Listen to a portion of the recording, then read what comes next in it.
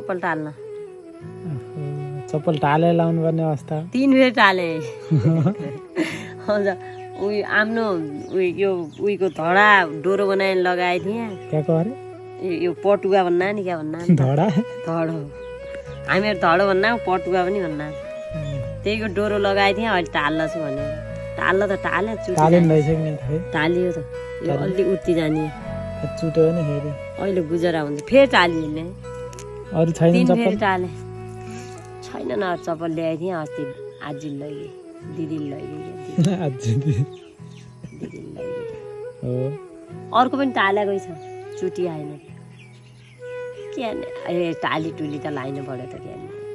ए मैले ल्याइदिया घडी हो चलाएकै छ